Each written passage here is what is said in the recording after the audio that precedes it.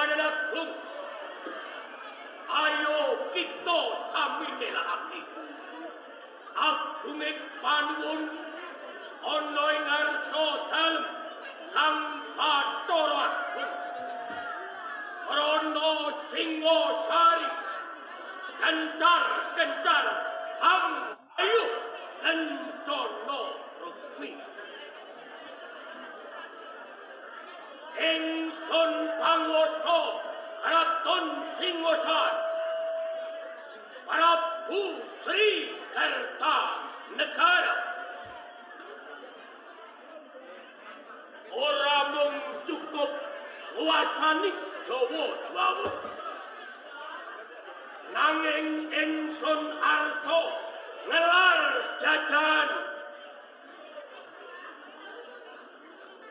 ana ing tanah seberang Swarna Bumi Pahang Pambaran kudu dadi telukan ana ing Kraton Singasari kanggo mujudake mring gegayuhan ingsun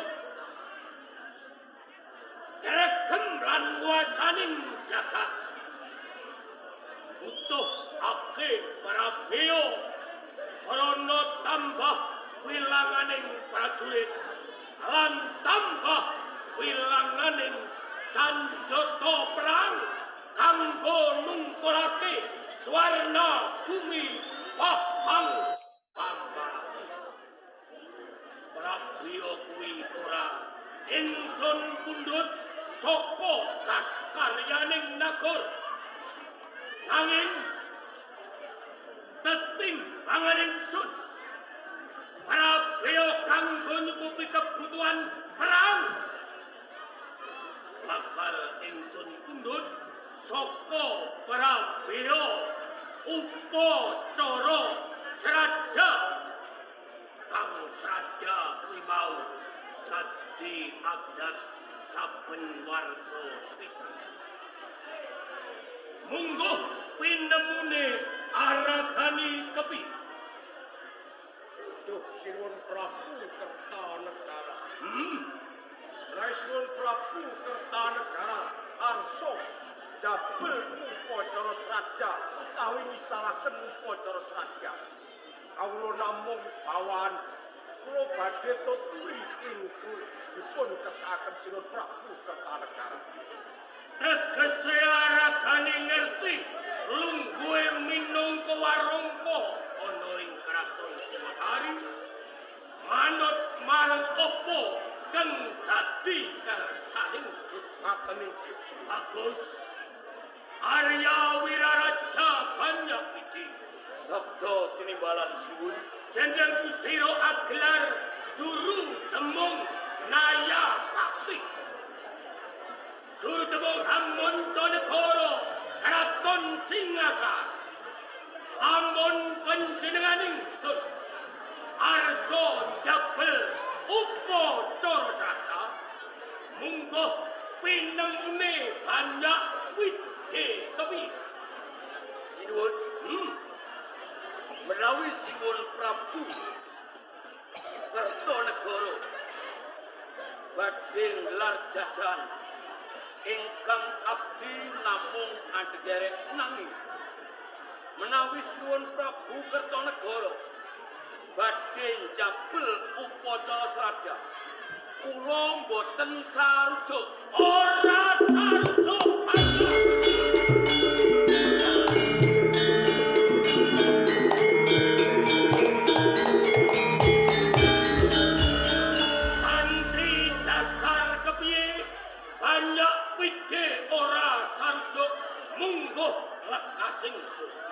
dasar kula gumadhok Sinuwun upacara sradha menika tilaranipun nenek moyang ingkang sampun sundul ing awiyat ingkang sampun sowan wonten ing pengayunaning Bathara saha upacara sradha menika amengeti dumateng para arwah leluhur ingkang sampun sowan wonten ngersanipun Bathara lan malih upacara sraga menika sampun dados adat lupiya ingkang lumampah wonten ing kraton Singasari.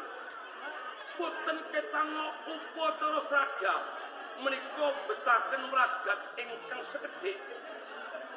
Ingkang boten sekedhik nanging menawi to upacara sraga menika dipun icali kula ajrih kula wedi ing mangkenipun Singasari pikantuk walating Bathara ingkang anglar jagat jalaran sinuwun Prabu sampun lali dumateng para leluhur ingkang sampun murut ing kasedan jati bebasan kacang lali kulite wong mlaku lali dalane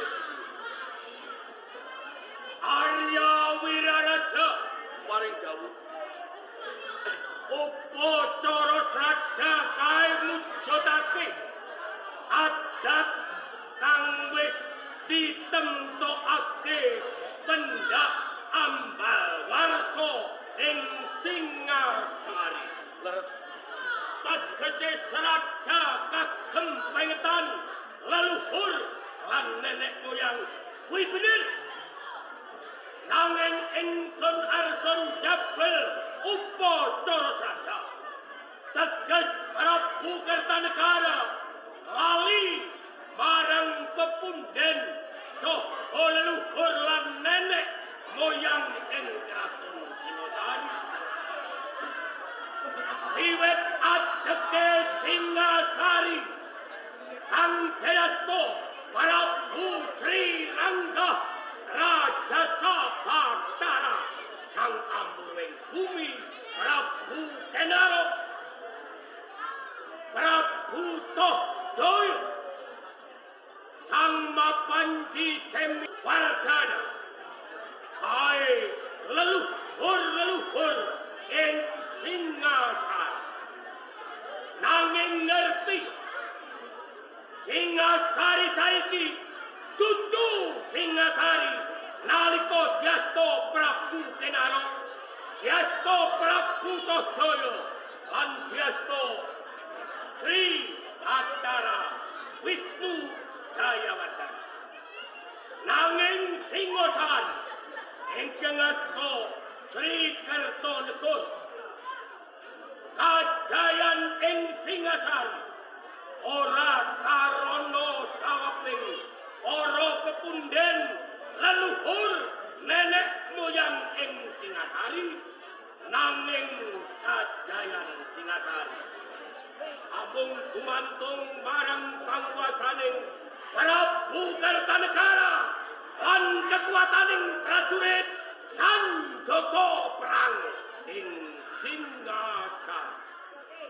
Mula kang kuwi marang kabeh kang para sepo ana ing pendopo kraton Singasari. Ingsun Prabu Sri Kertanegara angrimbang hangeti amudosake saha paring sabda wiwit ari kalenggani adicara upacara sraga ingsun jabel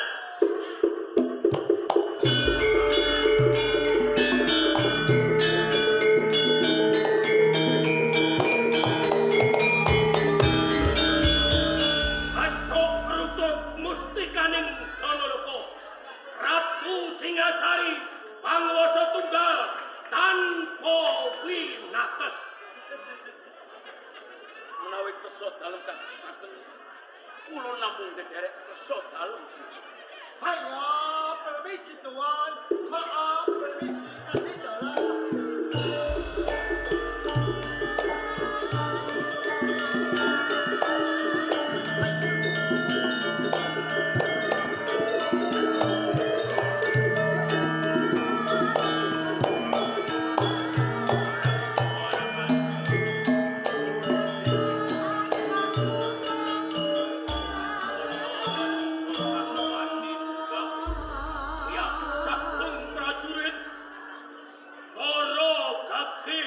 Porbanen Arakani.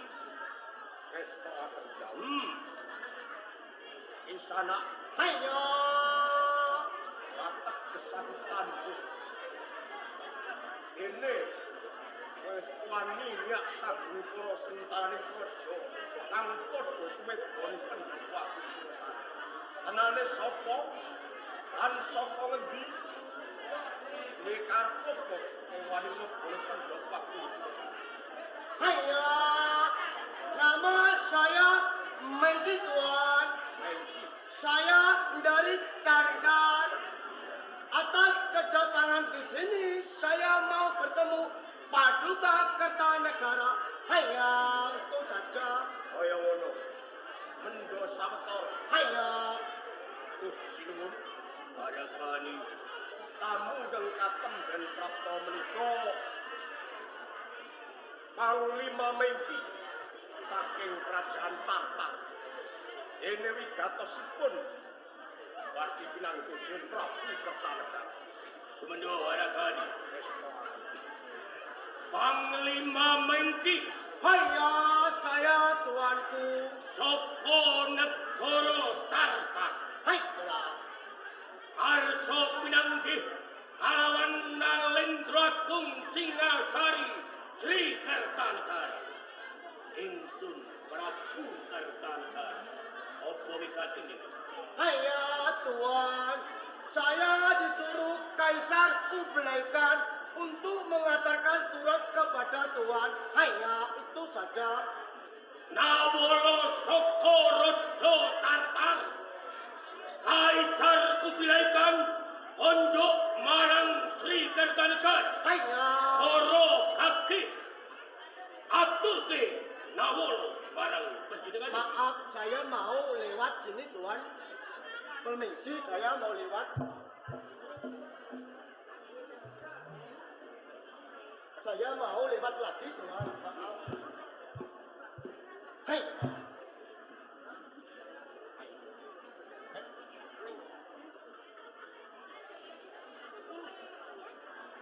Tartar Kaisar Kublai Khan.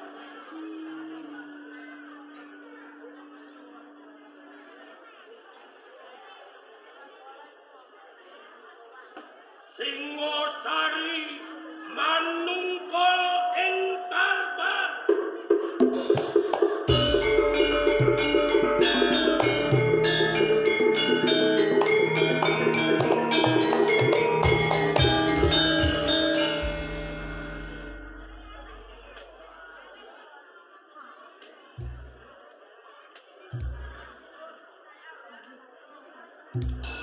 Mengki, Hanya maju.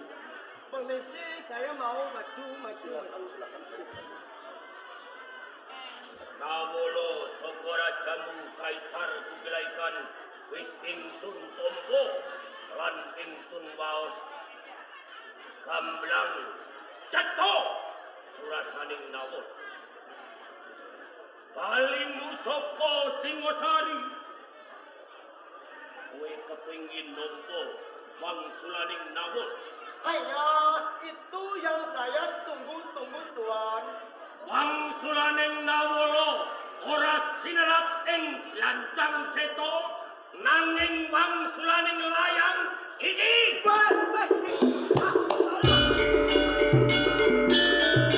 Tolongin Tuan, aku tolongin. Mengki, Hanya apa-apaan nih? wangsulaning layang saka Tartar rajamu Kaisar Kublai Khan. Hanya Tuan, ini Tuan. Wangsulane iki.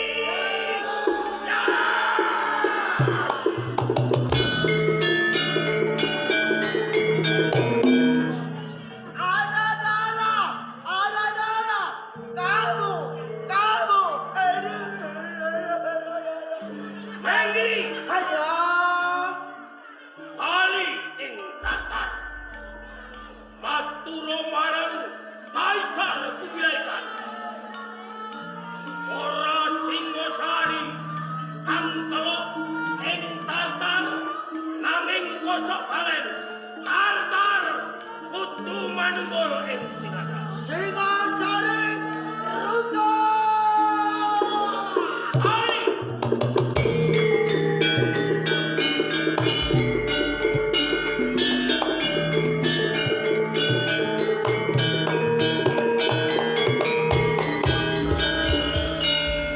Sinuwun Prabu Sri Kertanegara. Menapa sampun dipun penggalih kanthi weninging tirta kawicaksanan? Wis Dene anggenipun Sinuwun Prabu Sri Kertanegara paring pangsulan dumateng utusan saking kerajaan Tartar. tangga wis kurang. Rono mengki ora ketang dadi lembaran. Nanging cethuk Kaisar Kubilai Khan bakal nglorot wibawani Sri Kerta negara Pangloso Singasari. Nanging katuran priksa sinuwun, mengki menika panglima saking kerajaan Tartar ingkang dipun pitaya kaliyan Kaisar Kubilai Khan. Boten ketang wonten nawala sinrat Singasari kedah manungkul.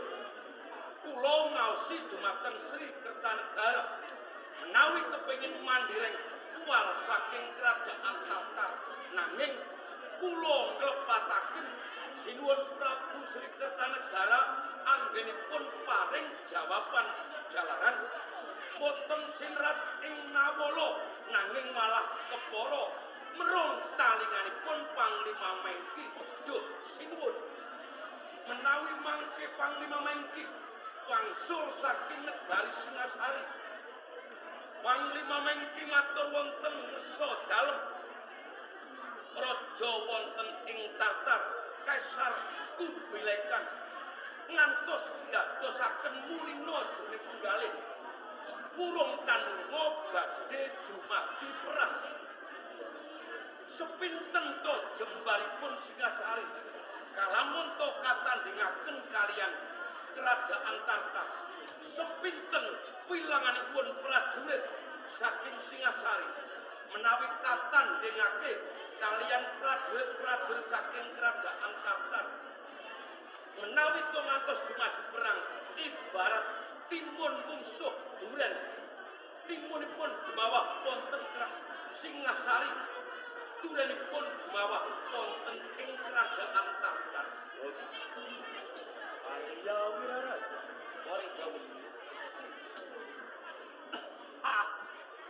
Arya Wiraraja. Wacaning aturira cetha.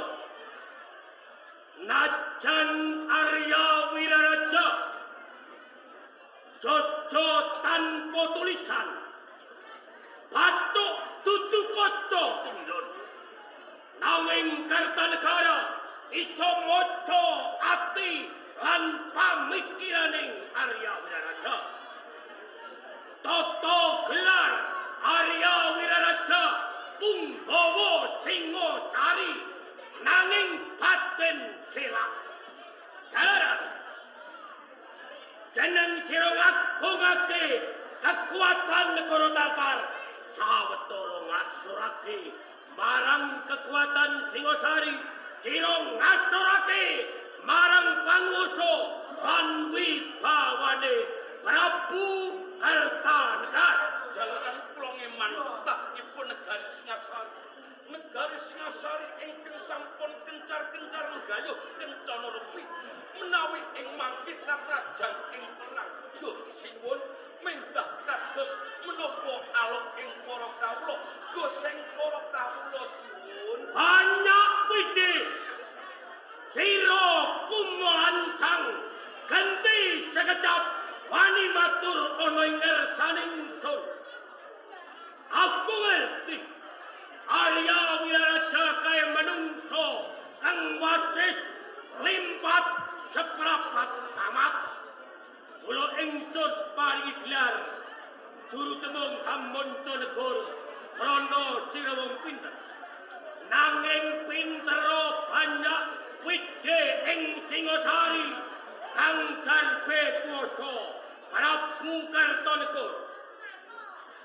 sira kumawani nyalah gunakake wewenang Gelarino Surutemung Nayapati nganggep Prabu Kertanegara kayong bodho kowe rumangsa luwih pinter timbang kang darge kuwasa mula kangku lamun banyak widi gunakake wewenang krana Gelarino Surutemung Nayapati ingsun luwih bisa gunakake wewenang jalaran ingsun kang kuwasa kula kanthi kuwi wewenanging Panguwasa Singasari ngutusake gelar Surutemung Nayapati gelar Surutemung Amancanegara Arya Wiraraja banyak widi ingsun jabel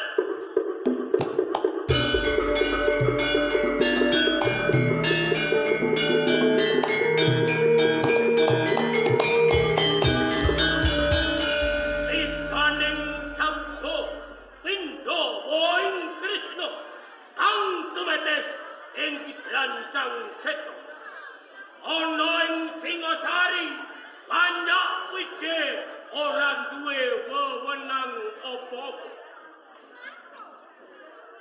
banyak wide dudu Surutemung Nayapati nanging banyak wide cukup agelar adipati mapane ing Sampang Madura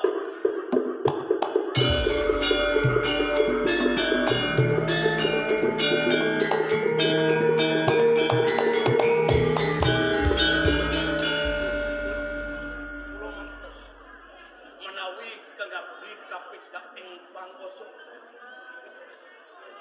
tenganipun kula mundhapur ngemutaken jalaran kula minangka tetimbanganing ratu wonten ing Singasari dene atur kula boten dipun dhahar atur kula boten dipun anggep boten napa-napa kepara kula kasedhataken wonten ing Kabupaten Sumenep kula nrima nanging sinuwun menawi ing mangke ngantos dumadi perang antawisipun Singasari lan kerajaan Tatar tunggak waru kula boten melu-melu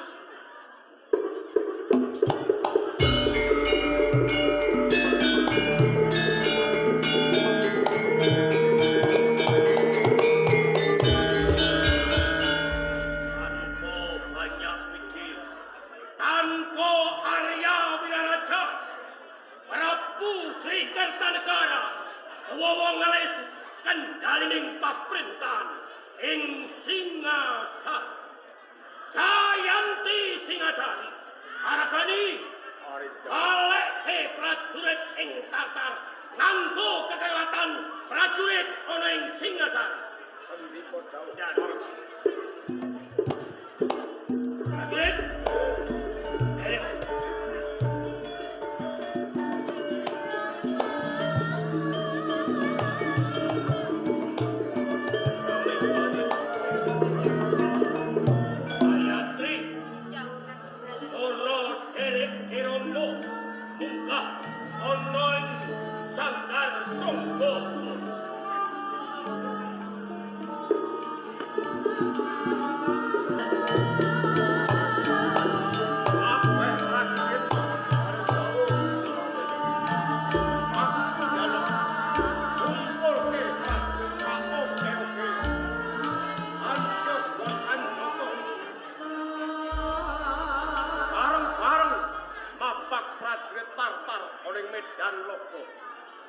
mergo sedyaning Panglima Mejar nungkulke Kraton Singasari. Rasa kuwi sakure budal ing Medan Logo aku njaluk titian cepak ke papan kene. Prajurit wis mangken dawuh. Sakabeh para tantomo. Siaga makaryo. Nestya sanjata lumaksana kita Prajurit Tadya.